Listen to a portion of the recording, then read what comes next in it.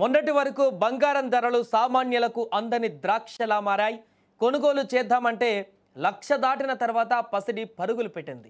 మళ్ళీ కొద్ది రోజులుగా స్థిరంగా ఉన్నటువంటి బంగారం, వెండి ధరలు ఒక్కసారిగా భారీగా పడిపోయాయి.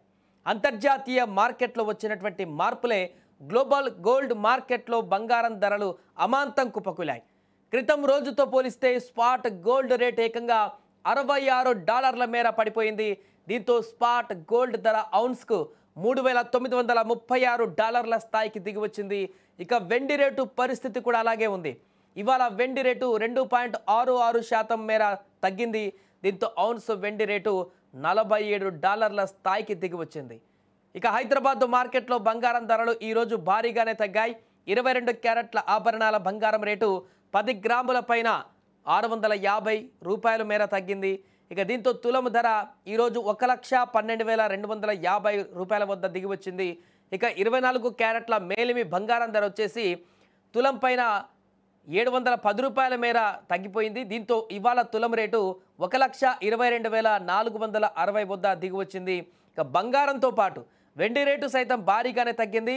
ఈరోజు కిలో వెండి రేటు ఏకంగా $3,000 మేరకు దిగివచ్చింది. దీంతో హైదరాబాద్ బులియన్ మార్కెట్లో కిలో వెండి రేటు 1,65,000 వద్దకు దిగివచ్చింది. ఇక ఢిల్లీ, ముంబై, పూణే వంటి ప్రాంతాలలో కిలో వెండి రేటు 1,55,000 స్థాయిలోనే లభిస్తుండడం గమనార్హం. దీంతో క్రమంగా కొంత తగ్గుదల అయితే కనిపిస్తుంది. ఇలా అంతర్జాతీయ, దేశీయ మార్కెట్లలో బంగారం, వెండి ధరలు భారీగా పడిపోవడం సామాన్యులకు, మధ్యతరగతి ప్రజలకు గొప్ప శుభవార్త. పెళ్లిళ్ల సీజన్లో ఈ ధరల తగ్గుదల మరింత ఉపయోగకరంగా ఉంటుంది. మార్కెట్ నిపుణుల అంచనా ప్రకారం రానున్న రోజుల్లో కూడా బంగారం, వెండి ధరలు స్వల్పంగా తగ్గేటువంటి అవకాశం ఉంది. అంతర్జాతీయ మార్కెట్లో డాలర్ విలువ, బాండ్ ఈల్డ్స్ వంటి అంశాల ఆధారంగా ఈ యొక్క ధరల తగ్గుదల అయితే ఉంటుంది. ఏదేమైనా కూడా గత కొన్ని రోజులుగా వరుసగా పెరిగిపోతూ వస్తున్నటువంటి బంగారం ధరలు 2 రోజుల నుంచి కొంత తగ్గుదల అనేది కనిపిస్తుంది.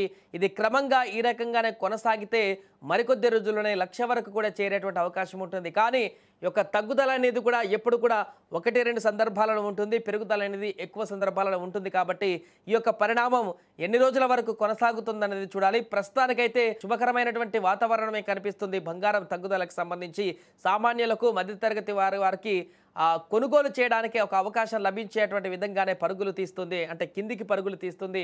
ఇప్పుడు వచ్చేటువంటి శుభకార్యాలు కూడా చాలా ఉన్నాయి. రానున్న రోజులలో పెళ్లిళ్ళ సీజన్లు కూడా ఉన్నాయి. కాబట్టి అప్పటి వరకు ఈ యొక్క బంగారం అనేది 1,00,000 దాటిపోయినటువంటి బంగారం అనేది క్రమంగా దిగివస్తే తమకు మరింత అనువుగా ఉంటుంది, మాకు అందుబాటులో ఉంటే కొంత బాగుంటుందని చెప్పేసి చాలా కుటుంబాలు కూడా ఆశిస్తున్నాయి. కాబట్టి ఈ యొక్క బంగారం తగ్గుదల అనేది ఏ మేరకు దిగి వస్తుందనేది చూడాలి.